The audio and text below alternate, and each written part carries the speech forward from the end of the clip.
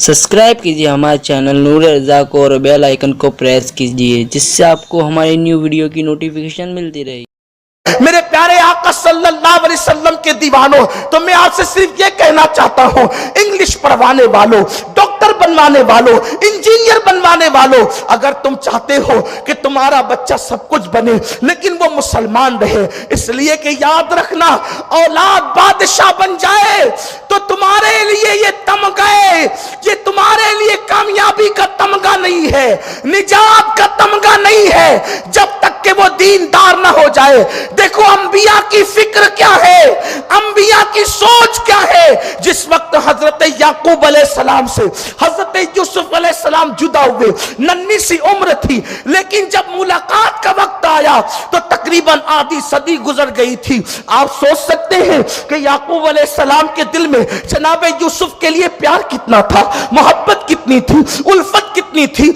आधी सदी तक पूरा पूरा दिन रोते रहे, पूरी पूरी रात रोते रहे। रोने में हजरत याकूब अलैहिस्सलाम ने अपनी मिसाल कायम की है। रोते रोते आंखें खुश्क हो गई है, रोते रोते आंखों की बजाय रोशनी कम हो गई है, लेकिन अल्लाह अकबर, 50 साल तक के जिस बेटे की मोहब्बत में आंसू बहाए, 50 साल तक के जिस बेटे की मोहब्बत में रोते रहे, जब हजरत याकूब का बड़ा बेटा बाप के पास दौड़ा दौड़ा आया और कहता है, अब्बा जान, आपका बेटा यूसुफ जिसके लिए 50 साल से आप आंसू बहा रहे थे, वो हमें मिस्र में मिल गया, और मुबारक हो, वो बादशाह है मिस्र का।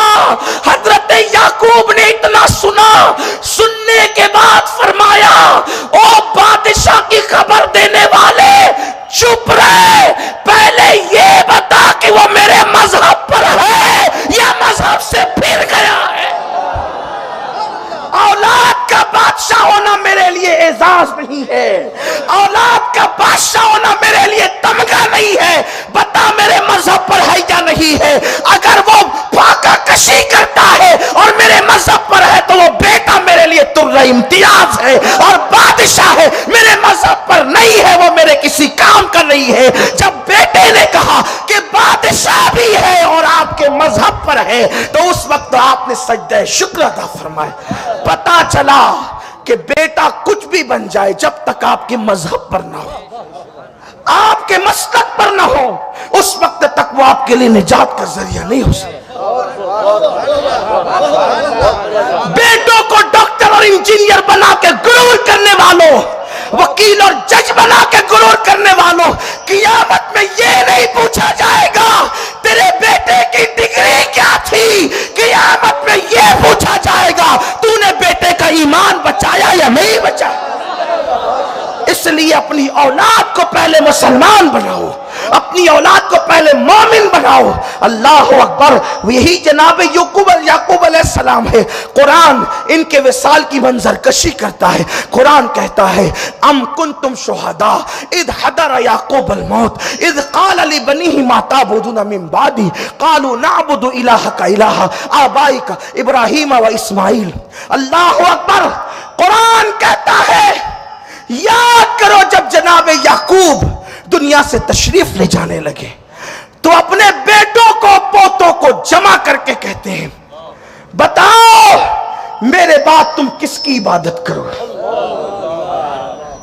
दौलत की फिक्र नहीं, मकान की फिक्र नहीं, लोगों को मकान दुकान की फिक्र है। अरे अल्लाह वो है जो कारून को उसके खजाने के साथ जमीन में धसा देता है। जब उसका खजाना ना रहा तो तेरा खजाना क्या रहेगा, और अगर रहा भी तो तू लेकर कितना जाएगा। कुरान कहता है, ला तंसा नसीबका मिनद दुनिया, दुनिया से अपने नसीब का मत भूलो। कितना भी कमाओगे, कफन के सिवा कुछ नहीं लेकर के जाओगे, कफन के सिवा। और अमाल अच्छे हुए तो ठीक है, वरना कफन भी सड़ जाएगा, कफन भी बोझ लगने लगेगा। अमाल अच्छे ना हो तो कफन भी बोझ बन जाता है, और अमाल अच्छे हो तो फिर खुदा जन्नत का लिबास अता करता है। अमाल अच्छे करो। क्या दौलत के ऊपर गुरूर करते हो, क्या खूबसूरती पे नाश करते हो। आज तो क्रीम तबके की रट लगी। क्या क्रीम तबका है, क्या वीआईपीज है आपके पास? अल्लाह की इज्जत की कसम, मोमिन से बड़ा दुनिया में कोई वीआईपी हो नहीं सकता। इसलिए कि कुरान जिसके सर पे या अय्युहल्लज़ीना आमनू के लक़ब का खिताब अता करे, उससे बढ़ करके कोई वीआईपी हो नहीं सकता। हमसे बढ़कर इज्जतदार कौन है, हमसे बढ़कर वकार वाला कौन है?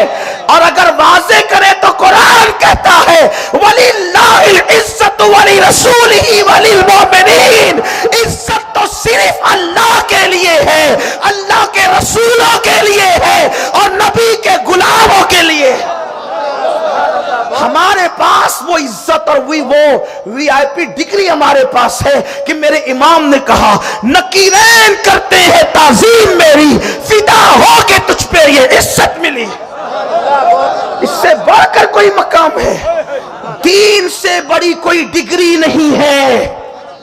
डिग्रियों पे इतराने वालों सारे सर्टिफिकेट पड़े रह जाएंगे, ये दीन की डिग्री कब्र तक जाएगी। इमाम कहते हैं लहद में इश्के रुखे शाह का दाग लेके चले, अंधेरी रात सुनी थी चिराग लेके चले। जिना बनेगी मुहिब्बा ने चार यार की कब्र, जो अपने सीनों में ये चार बाग लेके चले। इससे बड़ी भी कोई डिग्री है? सारी डिग्री की फिक्र हर डिग्री इदारे देते हैं, हर डिग्री इदारे देते हैं। दीनदारी की डिग्री गुंबद खजरा से मिलती है। इस डिग्री की फिक्र करो। ये डिग्री है तो सारी डिग्रियां हैं। इस डिग्री की वजह से सारी डिग्रियों की अहमियत है। थोड़ी सी दौलत आई तो दीनदारों से नफरत होती। क्या पढ़ाएं मौलाना और क्या लिखाएं और ये क्या करें और दीन क्या पढ़, क्या मिलता है दीन पढ़ाने? दीन पढ़ने से अल्लाह मिलता है।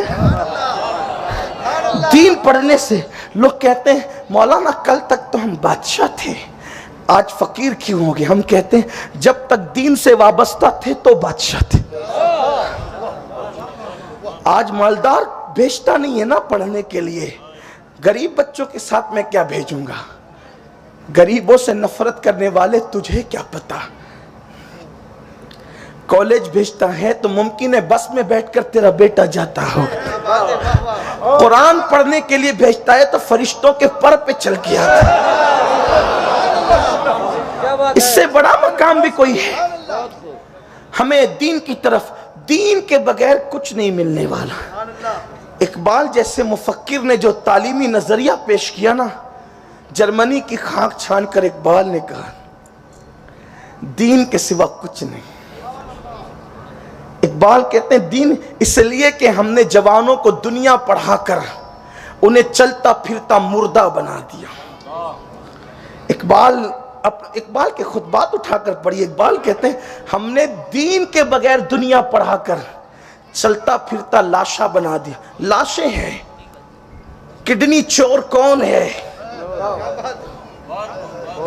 कौन लोग मरीजों के साथ सिर्फ अपने धंधे के लिए उनकी जानों से खिलवाड़ करते हैं? वो कोई अंगूठा छाप लोग हैं? आसमानों से बम बरसाने वाले कौन है? कोई अंगूठे छाप लोग हैं? ये चलते फिरते लाशें हैं जिनके पास दुनियावी डिग्रियां तो है लेकिन इल्म दीन नहीं है। हमें पहले अपने बच्चों को दीन की तरफ रागिब करना होगा।